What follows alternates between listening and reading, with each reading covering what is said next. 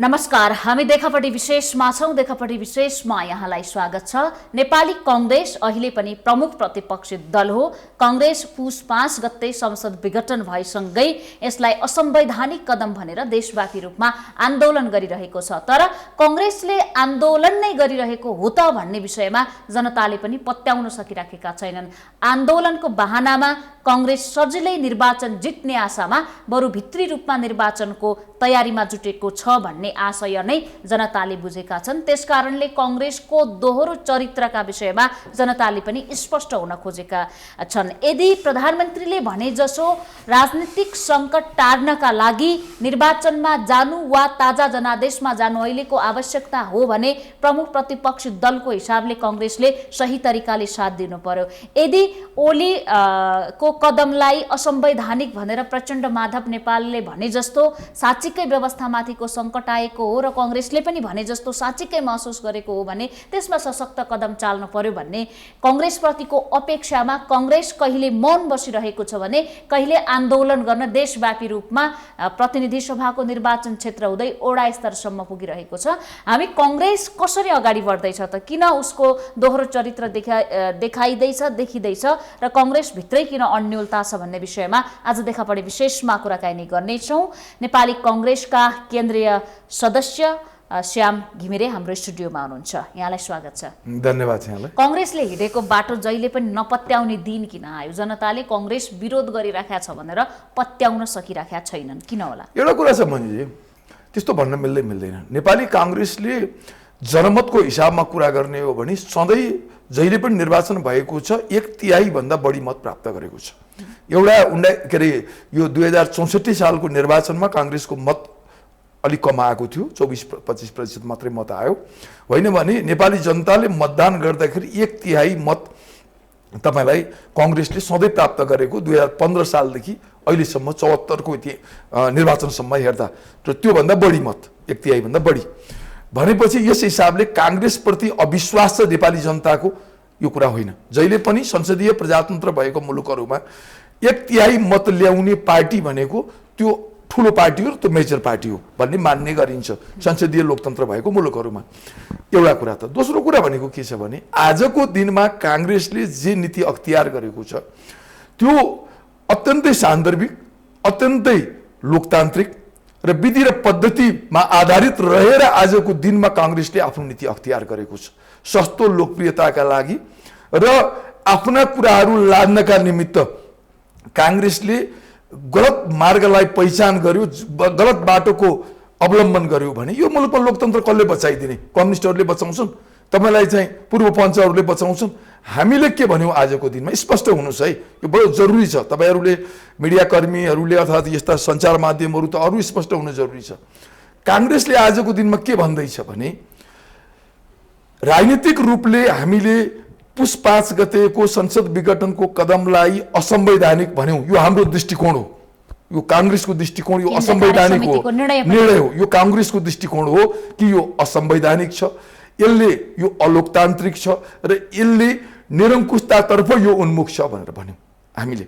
यो हाम्रो कांग्रेसको दृष्टिकोण हो, यो मुलुकको दृष्टिकोण होइन, यो नेसनको दृष्टिकोण होइन। यो यसरी बुझ्न पर्यो। यो न्यायिक निरूपण पनि होइन।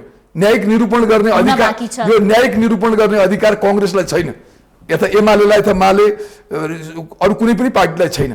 यो न्यायिक निरूपण पनि कांग्रेसले गरेको होइन। यो हाम्रो दृष्टिकोण चाहिँ हामीले राख्यौं, यो असंवैधानिक छ, यो अलोकतान्त्रिक छ र यो निरङ्कुशतातर्फ उन्मुख छ भन्यौं। एक। दोस्रो कुरा हामीले के भनेका छौं भने यसको न्यायिक निरूपण गर्ने व्यवस्था हामीले नै बनाएको संविधानमा हामीले के गर्यौं भने हामीले मात्र गरे होइन, संसारभरिको प्रचलन हो लोकतन्त्र भएका मुलुकहरूमा कि कुनै पनि संवैधानिक विवाद वा कानुनी विवादको अन्तिम निरूपण गर्ने काम अदालतको हो भन्यौं हामीले। र त्यो कुरा हाम्रो संविधानमा पनि त्यही नै व्यवस्था छ र यो विषयलाई लिएर 13 वटा रिट अदालतमा परिसकेका छ र त्यो विषयमा स्वयं रिट निवेदकहरूले बहस गर्ने क्रम सकिएर अब तपाईलाई चाहिँ त्यो प्रक्रिया अदालतमा चलिरहेको छ, निरन्तर छ त्यो प्रक्रिया। अब यही प्रक्रियालाई अवरुद्ध गर्ने गरी तपाईलाई चाहिँ के छ भने यो न्यायिक निरूपणको प्रक्रियालाई अवरुद्ध गर्ने गरी तपाईलाई चाहिँ के छ भने कांग्रेस पनि यसै गरी धरना जुलुस आन्दोलन गरेर तपाईलाई हिँड्न थाल्यो भने तपाईलाई चाहिँ न्यायिक प्रक्रियाको बाटो कहाँ पुग्ला र जब न्यायिक प्रक्रिया नै अवरुद्ध हुन्छ न्यायालयले न्याय दिने अन्तिम अधिकारबाट न्यायालय वञ्चित हुन्छ भने त्यो मुलुकमा लोकतन्त्र त त्यही दिन समाप्त हुन्छ त्यसले गर्दाखेरि न्यायालयले गर्ने फैसलालाई कांग्रेसले सम्मान गर्छ भनेर भन्यो अब यहाँनिर म फेरि अर्को आउँछु कि तपाईलाई चाहिँ यदि न्यायाधीशहरूले गलत निर्णय गरे भने यदि न्यायाधीशहरूले गलत फैसला गर्न थाले भने यिनीहरूलाई तह लगाउने पनि ठाउँ छ त्यो पनि संविधानले व्यवस्था गरेको छ त्यो नयाँ निर्वाचन होला अथवा जसरी होला संसद आइसकेपछि संसदले महाभियोग लगाएर ती न्यायाधीशहरूमाथि कारबाही गर्ने अधिकार पनि हाम्रो संविधानले पनि सुरक्षित गरेको छ र अन्तर्राष्ट्रिय परम्परा पनि हो दुई तेस्रो कुरा भनेको यो मुलुकमा संविधान संसद पुनर्स्थापना भएर होस् या तपाईलाई चाहिँ नयाँ निर्वाचनको माध्यमबाट होस् संसद भनेको जनताको प्रतिनिधि जनताका प्रतिनिधिहरूले बनाएको कानुनद्वारा राज्य सञ्चालन हुने र कार्यकारिणी राज्य सञ्चालन त्यो कानुनलाई प्रयोग गर्ने कार्यकारिणी पनि जनताबाट निर्वाचित प्रतिनिधिहरूद्वारा नै निर्वाचित संस्थाको रूपमा आउनुपर्छ भनेपछि संसदबाट निर्वाचित कार्यपालिकाको हामीलाई मात्रै हाम्रो लागि मान्य हुन्छ चाहे त्यो संसद पुनर्स्थापनाको माध्यमबाट आओस् चाहे त्यो नयाँ निर्वाचनबाट आओस् हामीलाई संसदबाट निर्वाचित भएको कार्यपालिका मात्रै मन्जुर छ त्यसैको लागि हामी खबरदारीमा पनि छौं कि भोलि संसद पनि नहुने नयाँ पुनर्स्थापना पनि नहुने र नयाँ निर्वाचन पनि नहुने र कसैले निरङ्कुश तन्त्र लाच्छु भनेर सोचेको छ भने त्यसका विरुद्धमा हाम्रो खबरदारीका कार्यक्रमहरू यी मात्रै हुन् हाम्रो चाहिँ पर्खेपछि अदालतले भने अनुसार हाम्रो आन्दोलन होइन है मन्जुजी यो भ्रम नरहनुहोस् हामीले अहिले गरिरहेको विरोध सभा भनेका छौं हाम्रो आन्दोलन होइन नेपाली कांग्रेस आन्दोलनमा छैन यो भ्रम स्पष्ट कुरा हो आन्दोलनमा छैन त्यसो भए त यहाँले भन्नुभयो यहाँको भनाइ अनुसार त प्रचण्डले माधव कुमार नेपालले अदालतलाई तर्साएको हो त त्यसो भए पक्कै हो के गर्न खोज्यो त तपाई आफै अदालत जानुभयो अदालतमा रिट निवेदन हाल्नुभयो अदालतमा गएर तपाईले के भन्नु त्यो भाषण गर्दा पनि तपाई के भन्नुहुन्छ भने सम्मानित अदालतले उचित न्याय दिन्छ भन्ने कुरामा हामी विश्वास गर्छौं भनेर भाषण पनि गर्नुहुन्छ अनि अहिले आन्दोलन केका लागि भइरहेछ केका लागि दैनिक यहाँ चाहिँ हजारौं मान्छेहरूको प्रदर्शन लाखौं मान्छेको प्रदर्शन भइरहेको छ सडकमा सडक सधैँ जाम अवरुद्ध गर्ने काम किन भइरहेको छ केका लागि भइरहेको छ त त्यो तपाईले त कम्तीमा न्यायिक निरूपणको त्यो प्रक्रिया चल्दैछ अदालतमा त्यसको लागि त अदालतको फैसला त कुर्नुस् त्यो पनि नकुर्ने बडो एउटा गम्भीर कुरा पनि उठाउनु भयो हामी प्रजातन्त्रमा अझ लोकतन्त्रमा विश्वास गरिराखेका छौं संसारको सबैभन्दा सर्वोत्कृष्ट व्यवस्था हाम्रो सत्ता सञ्चालन गरिराखेको छ त्यो व्यवस्था अन्तर्गतका हामी जनता छौं तर अदालतमा गलत हो भनेर संसद विघटन विरुद्ध रिट दायर भइसकेपछि छलफल जारी छ बहस भइराखेको छ बाहिर सत्तारूढ पार्टी नै कानुनी रूपमा अलग भइसकेको छैन ओली नेतृत्वको होस् वा प्रचण्ड नेतृत्वको होस् हो त नेकपा नै हो दुवैले गरेको यो कार्य के हो त आजको दिनमा जुन विषय अदालतमा बहस छ विचाराधीन छ जो सत्तारूढ पार्टी हो उसको आज यो सडकको दुर्दशाले के संकेत गर्न खोज्छ एउटा कुरा छ यो गाई जात्रा मात्र यो ताण्डव भनेको बेला सम्मानित कुरा हो मैले अपमान गर्न खोजेँ शिवजीसँग जोडेर हेर्नु भने मात्रै सम्मानित हो तर मानिसहरूले ताण्डव गर्न खोजेको शब्दलाई गलत प्रयोग गरियो तर तपाईलाई के छ भने यो गाई जात्रा सडकमा जुन हुँदैछ यो कम्युनिस्टहरूको चरित्र हो मैले आरोपित र आक्षेपित गर्न खोजेको होइन मैले बंगालमा म गइरहनु पर्थ्यो एक जमानामा म गइरहन्थे र सिक्किम जानु पर्थ्यो जाँदाखेरि चाहिँ बंगाल भएर सिलिगुडी हुँदै जानु पर्थ्यो र त्यहाँ चाहिँ आज सिलिगुडी खुल्ला छ भनेर सोध्न पर्थ्यो कम्युनिस्टहरूको जुन बेलासम्म बाहुल्यता रह्यो त्यहाँ आज सिलिगुडी खुल्ला छ कि छैन भनेर सोधेर मात्रै जानु पर्थ्यो सधैँ बन्द हडताल आम हडताल सधैँ चाहिँ समस्या मात्रै त्यहाँ अब कम्युनिस्टहरू त्यहाँ समाप्त भए आज भारतमा तपाईलाई चाहिँ झन् 550 सिटको चाहिँ लोकसभामा जम्मा 1 सिट आएको छ कम्युनिस्टहरूको त्यही बंगालमा आज कम्युनिस्टहरूको कन्तबिजोग भयो किन भयो त्यही कारणले भयो तपाईलाई चाहिँ कम्युनिस्टहरूको यो चरित्र जनतालाई दुःख दिने सताउने र तपाईलाई मैले आरोपित गरेको होइन तपाई इतिहास पढ्नुस् संसारमा चंगेज खान भन्दा पनि अकबर भन्दा पनि तपाईलाई चाहिँ के छ भने ठूलो मानवताका विरोधीहरू भनेका कम्युनिस्टहरू छन् तपाईले 5-10 लाख 10-20-50 लाख मान्छे मार्नु भनेको त उनीहरूको लागि सजिलो कुरा हो। जनताको कुनै मूल्य नै छैन उनीहरूको नजरमा। आज सधैँ दैनिक हडताल, सधैँ बन्द, सधैँ तपाईँलाई चाहिँ के छ भने सडकमा आन्दोलन भइरहेको छ। सारा बिजनेस व्यापार कोरोनाले आज 1 वर्षदेखि झन्डै ठप्प थियो। बल्ल बल्ल अलिकति बजार तङ्ग्रिन लागेको थियो, फेरि दैनिक रूपमा चाहिँ हडताल र चाहिँ उ छ। म सुन्दैछु 1500-2000 रुपियाँ दिएर मान्छेहरू भाडामा ल्याइएका छन्। दुवैले सत्तापक्ष अर्थात् चाहिँ उहाँहरूकै अर्को घटकले, अर्को खेमाले। आज त्यो त राष्ट्रिय धन नै होला नि त।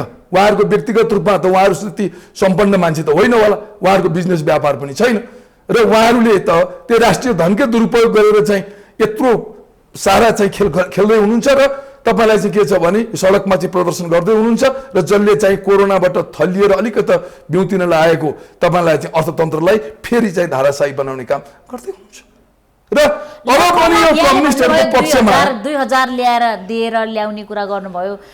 लाखौं लाख जनता हाम्रो पक्षमा छन्। अब हिजो त प्रचण्डले भन्नुभयो 10 लाख जनता अब आउँछन् बालुवाटार र सिंहदरबारमा, 2 लाख त यसरी आए भन्ने कुरा छ नि। त्यसो भए जनता किनेर त म भन्न चाहन्न, प्रायोजित रूपले आउनु भएको हो भन्ने हो तपाईँको विचारमा? तपाईँले यसो गर्नुहोस् न, तपाईँहरू त पत्रकार, जहाँ नपाउँचे रवि वहाँ पाउँचे कवि भन्थे।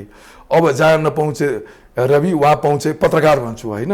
त्यसले गर्दा तपाईँहरूले एकचोटि गएर त्यहाँ आउने सिधा सादा चप्पल, सुन्नु न, कसैलाई त प्रधानमन्त्रीको नाम थाहा छैन, कसैलाई त संसद विघटन भनेको थाहा छैन, कसैलाई संविधान थाहा छैन। यो सुटबुट लाउने हामी जस्ता मान्छेलाई होइन, चप्पल लगाएर आउने तिनीहरू चाहिँ नाङ्गो खुट्टा आउने मान्छेहरूलाई तपाईँ किन आउनुभयो यहाँ भनेर यसो राम्रोसँग सोध्नु, उनीहरूले भनिहाल्छ नि, हामीले किन भन्नु पर्यो?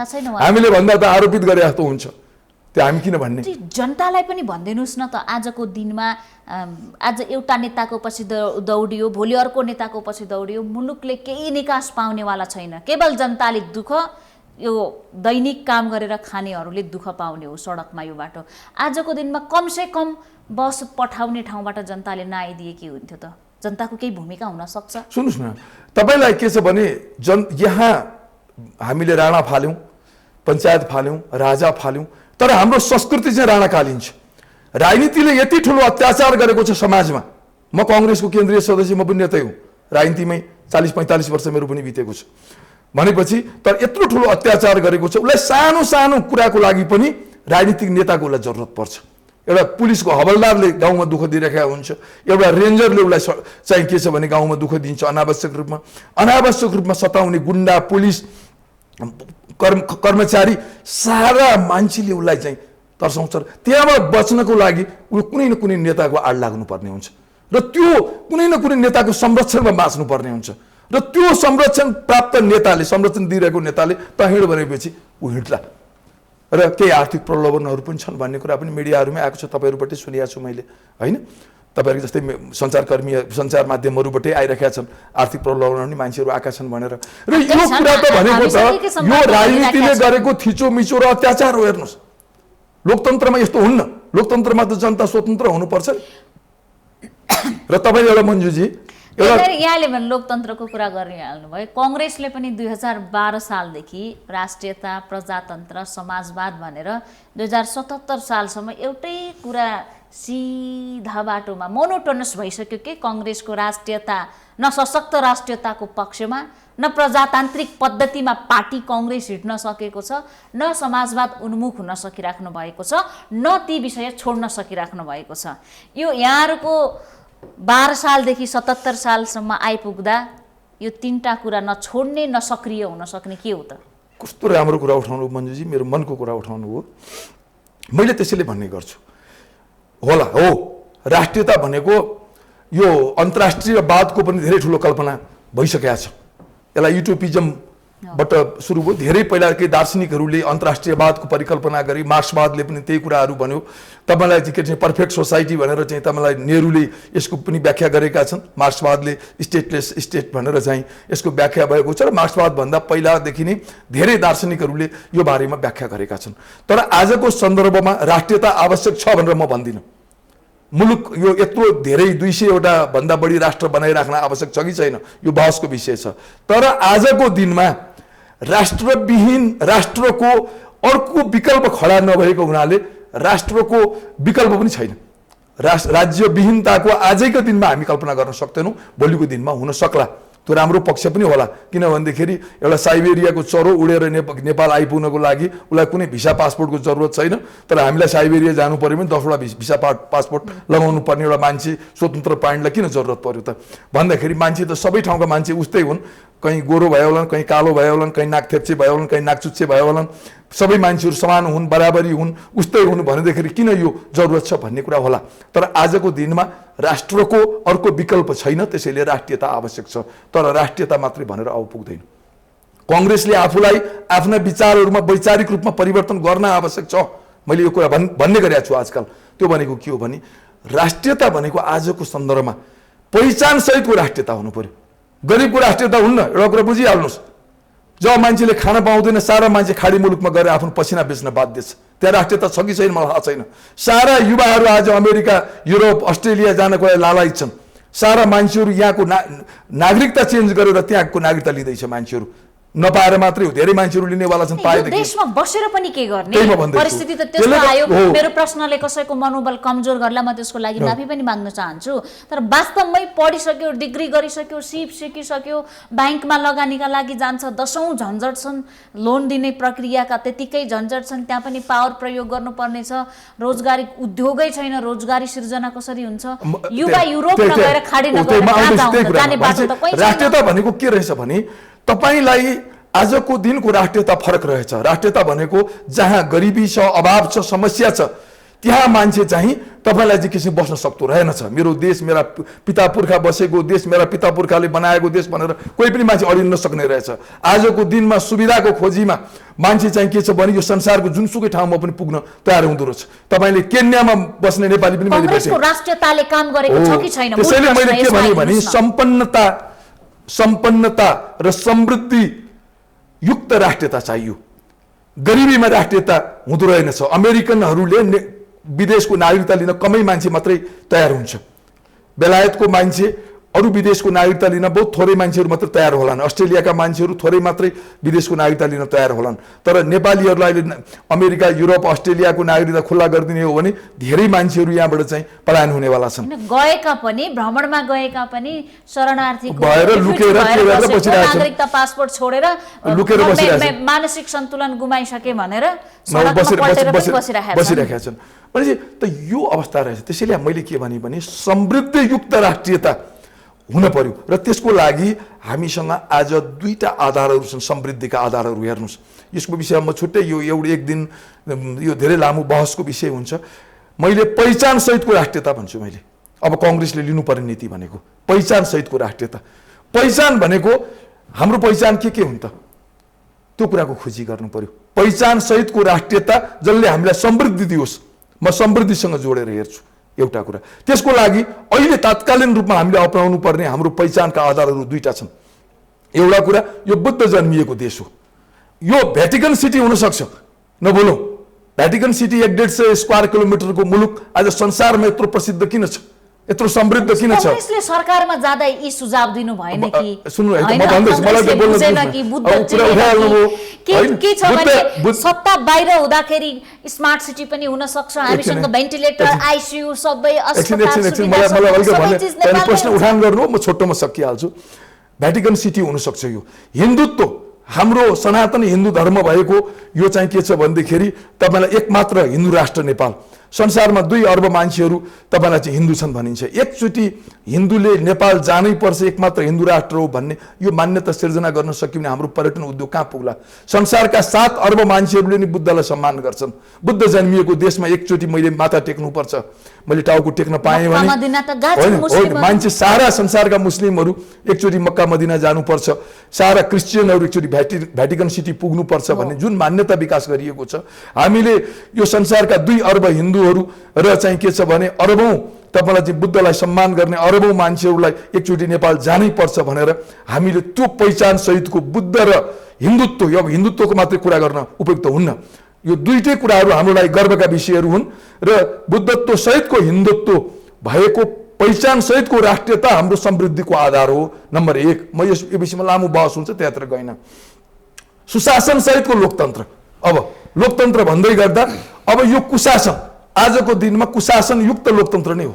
हुन त लोकतन्त्रका विभिन्न चरणहरू हुन्छन्, यो पार गर्दै लामो समय चाहिँ लिन्छ, या निराश हुनुपर्ने कुरा छैन। सुशासन सहितको लोकतन्त्र भन्नुपर्छ काङ्ग्रेसले। र दोस्रो कुरा, तेस्रो कुरा भनेको उदारवाद सहितको समाजवाद, उदारवादमा आधारित समाजवाद। हेर्नुहोस्, समाजवाद भनेर मात्र पुग्दैन, समाजवाद ल्याइँदैन, समाजवाद आफै आउँछ।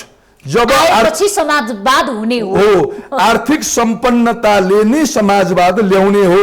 आज एउटा अमेरिकामा, युरोपमा, अस्ट्रेलियामा के छ भने सम्पूर्ण मानवीय आवश्यकताहरू र भौतिक उत्पादनहरू सबै मान्छेले उपभोग गर्न पाउँछ। त्यहाँको प्रत्येक मान्छेले गाडी चढ्ने, एउटा घर किन्न, यहाँबाट गएको हाम्रो माइग्रेट पर्सनहरू पनि, जो नेपालीहरू पनि गएका छन्, तिनीहरूले पनि एउटा गाडी, एउटा घर, सारा यो भौतिक उत्पादनहरू जति छन् होइन, महँगो भन्दा महँगो मोबाइल सारा बोक्न सक्छन्। किनभने तपाईलाई चाहिँ त्यहाँ समाजवाद भनेको त्यहाँको आर्थिक विकासले दिएको समाजवाद हो, नीतिले, र त्यो भनेको आर्थिक विकासले हो। उनीहरूको उत्पादन नै यति धेरै छ कि सबैलाई पुग्छ र एकैचोटि एकमुष्ट किन्नु पर्दैन, थोरै पैसा भए सुविधा प्रयोग गर्न पर्छ। त्यसलाई तपाईलाई के छ भने यो उदारवादले दिएको त्यो अर्थतन्त्र हो र त्यो सुविधा हो। र तपाईलाई चाहिँ जहाँ जहाँ तपाईलाई चाहिँ अर्थतन्त्रको विकास हुन्छ यहाँ मात्रै समाजवाद आउँछ। समाजवाद ल्याउनु पर्दैन, समाजवाद आफै आउँछ। त्यस कारणले मैले तीनटा कुरा भने, पहिचानमा आधारित तपाईलाई बुद्धत्व र हिन्दुत्व सहितको, बुद्ध र हिन्दू सहितको पहिचानमा आधारित राष्ट्रियता, सुशासन सहितको लोकतन्त्र र उदारवादमा आधारित के अरे समाजवाद, यो तीनटा कुराहरूलाई हामीले बोकेर हिँड्न सक्यौँ आजको दिनमा, बोक्नै पर्छ, अनि मात्र यो देशले उन्नति गर्न सक्छ। प्रश्नमा मैले के जोड्न खोजेँ भने यो कुशासन सहितको लोकतन्त्र हो भनेर भन्नुभयो।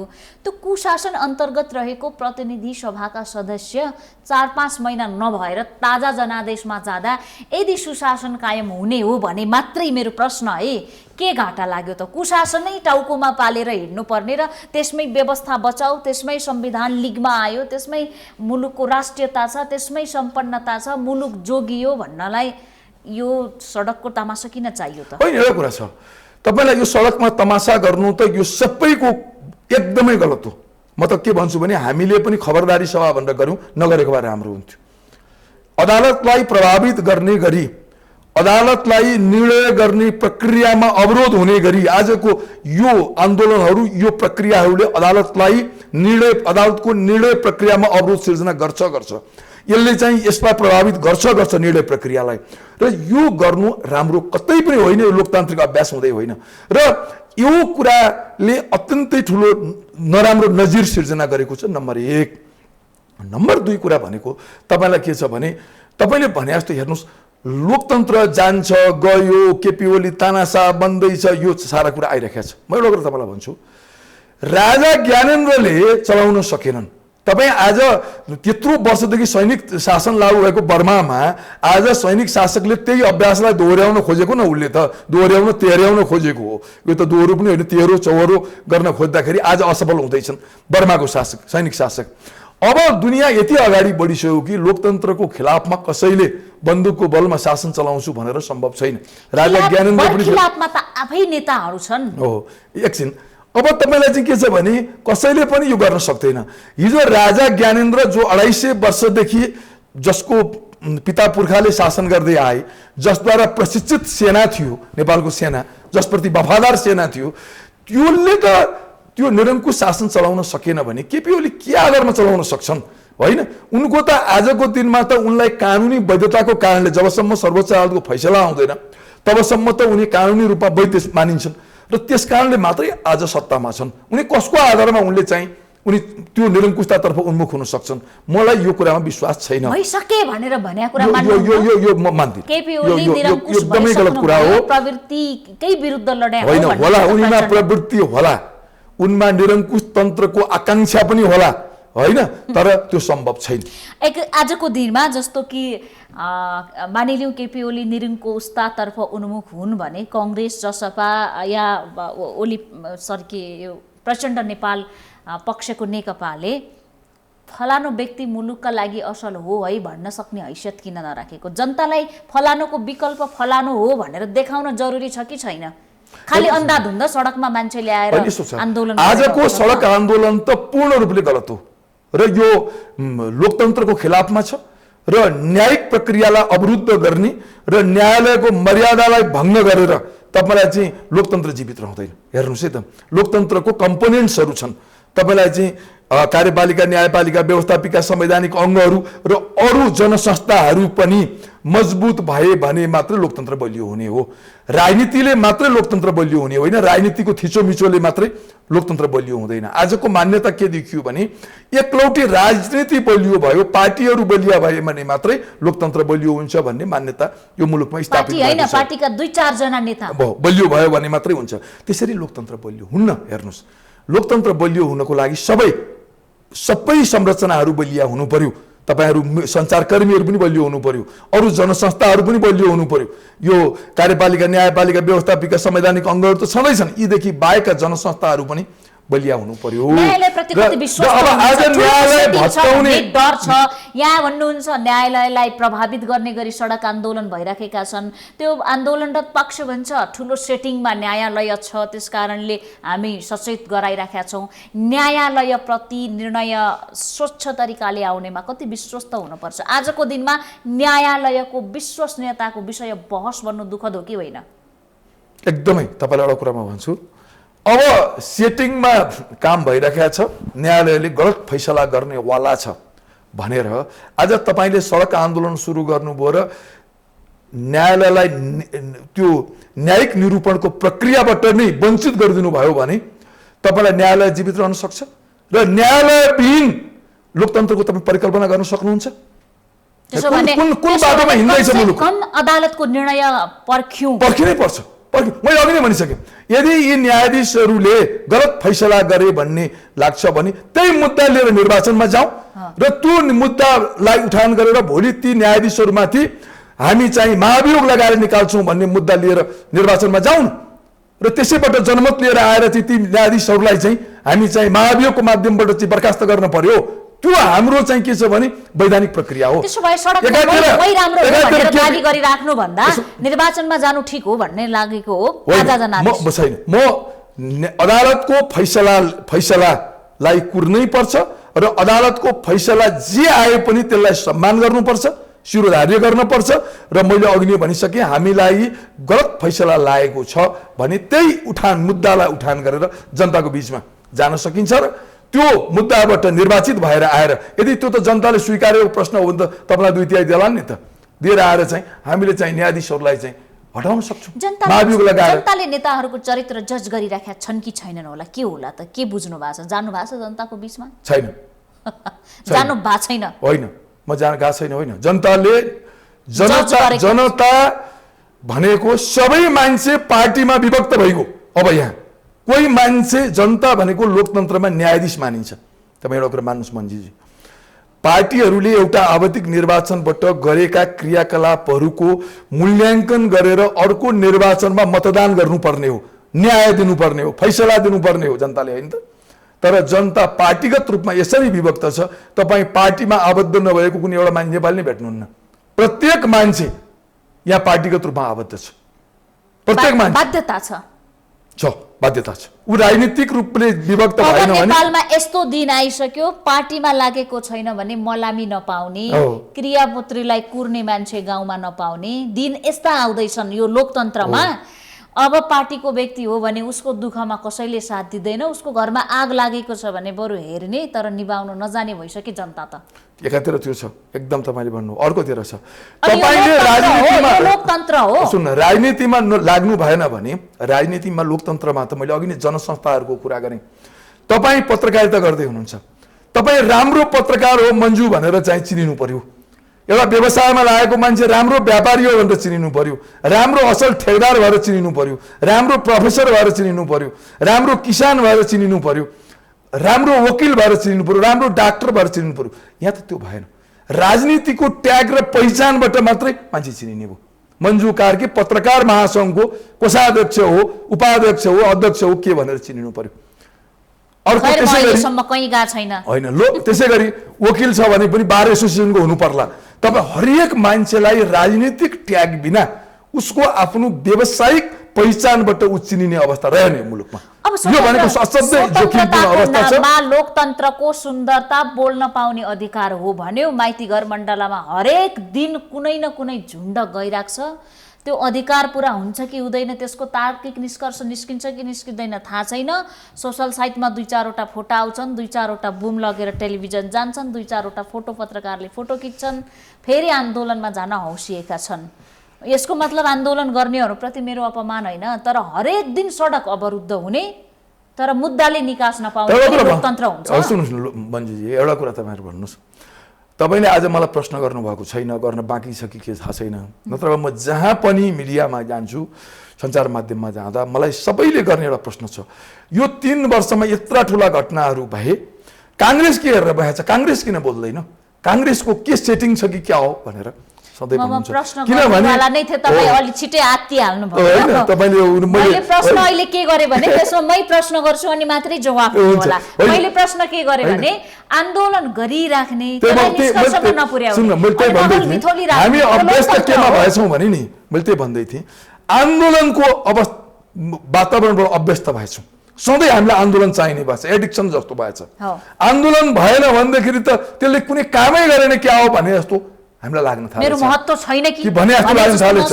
हो, अब सञ्चारकर्मी तपाईँहरूलाई पनि लाग्दो रहेछ कि काङ्ग्रेस त केही पनि नगरी बसिया छ। मैले त के भन्छु भने पछिल्लो पटक त्यही भएर तपाईँहरूले कुर्सी पनि तोड्नु भयो नि। लोकतन्त्र हो, हामीलाई पनि लाग्छ, सबैले भन्छन् ओहो काङ्ग्रेस त केही गर्दैन भनेपछि हामीले पनि केही नगरौँ कि क्या हो भनेर चाहिँ हामीलाई पनि कहिलेकाहीँ तोडफोड गर्न मन लाग्दो रहेछ। तर हेर्नुहोस्, यो बडो गलत अभ्यास हो। लोकतन्त्रमा आवधिक निर्वाचन हुन्छ, त्यो आवधिक निर्वाचनमा सबैले आफ्नो घोषणापत्र लिएर जान्छन् र त्यहाँ एउटा शक्ति निर्वाचित हुन्छ, अर्को पराजित हुन्छ, अर्थात् अपोजिसनमा बस्छ। हामीले कुनै पनि सरकारले गर्ने कामहरूको बारेमा आफ्ना दृष्टिकोणहरू प्रस्तुत गर्छौँ। यो कानुन ल्याउनु हुँदैन थियो, कानुन ल्याउनु हुँदैन, यो निर्णय गर्नु हुँदैन, यो नीतिले मुलुकलाई भलो गर्दैन भनेर हामीले आफ्ना दृष्टिकोणहरू सदनमा राख्छौँ, संसदमा राख्छौँ। दोस्रो राख्ने ठाउँ तपाईँहरू जस्तो सञ्चार माध्यममा राख्छौँ। तेस्रो राख्ने ठाउँ हाम्रो पार्टी छ, आफ्नो पार्टीहरू हुन्छन्, पार्टीहरूको कार्यक्रमहरूमा राख्छौँ र जनतालाई सुसूचित गर्छौँ। जनतालाई सुसूचित गरेर हामीले सरकारको विरुद्धमा हाम्रो दृष्टिकोणहरू यी हुन्, अब हामी सरकारमा गयौँ भने हामी यी कामहरू गर्छौँ भनेर भन्छौँ र हामी आफूलाई वेटिङ गभर्मेन्टको रूपमा, अपोजिसनको काम भनेको वेटिङ गभर्मेन्टको रूपमा आफूलाई प्रस्तुत गर्ने हो र जनतालाई सुसूचित गर्दै। वेटिङ गभर्मेन्ट त भन्नुभयो, अहिले काङ्ग्रेस प्रति पनि के नेकपा आफै दुजा भइराखेको छ, आन्दोलनमा छ, सरकारमा छ, उसको दुर्दशा त जनताले हेरिराखेका छन्। तर काङ्ग्रेसलाई पनि यो लागेको छ कि नेकपा फुट्नु नै, नेकपा लड्नु नै, सरकार हट्नु नै काङ्ग्रेसको सफलता हो। अब जनता चनाखो छ, जनताले सुझबुझले मत दिन्छ, नेकपा बिग्रियो काङ्ग्रेसको मतपेटिकामा स्वस्तिक चिन्ह लगाइहाल्छन् भन्ने यो भ्रम हो कि काङ्ग्रेसको पनि? म भन्दै थिएँ यस्तो विषम परिस्थितिमा मैले तपाईँलाई के हामीले के भन्नु, तर अपोजिसनलाई, विपक्षी दललाई सरकारका निर्णयहरूलाई अवरोध गर्ने अधिकार हुँदैन लोकतन्त्रमा। कुनै कानुन ल्याउँदै सत्तारूढले नै अवरोध गरिरहेछ सबभन्दा बढी। त्यही त म भन्दैछु, मलाई भन्न दिनुहोस् न। यो तपाईँलाई चाहिँ कानुन, निर्वाचित सत्ताले एउटा कानुन ल्याउँछ, विपक्षीले त्यसलाई विरोध गरेर, त्यसलाई अवरोध गरेर, संसदमा अवरोध गरेर, जनतामा एउटा अवरोध गराएर तपाईँलाई चाहिँ के छ भने त्यो कानुन ल्याउन दिएन भने ऊ निर्वाचित भएको के काम लाग्यो भन्दाखेरि त्यो त जनमतको अपमान भइगयो नि। कुनै नीति नियमहरू ल्याउन खोज्छ उसले, अपोजिसनले त्यसलाई विविध हत्कण्डाहरू अपनाएर रोक्यो भने त्यो लोकतन्त्रको खिलाफ हुन्छ, त्यो जनमतको खिलाफ हुन्छ। किनभने ऊ त निर्वाचित सत्ता हो नि, उसले तिनै कुराहरू लिएर निर्वाचित भएर आएको छ, उसलाई त्यो अधिकार छ लु ल्याउने। अपोजिसनलाई आफ्ना दृष्टिकोण राख्ने मात्रै अधिकार छ, रोक्ने चाहिँ अधिकार छैन भन्ने हाम्रो मान्यता हो। त्यसैले हामीले 3 वर्ष कुनै पनि आम हडताल गरेनौँ, कुनै पनि जुलुस गरेनौँ, कुनै पनि किसिमको त्यस्तो वितण्डा हामीले कतै पनि गरेनौँ। तर सरकारको निर्णय रोक्ने अधिकार नभए पनि कतिपय संवैधानिक प्रक्रिया मार्फत नै अधिकार रोक्नु पर्ने पनि हुन सक्छ।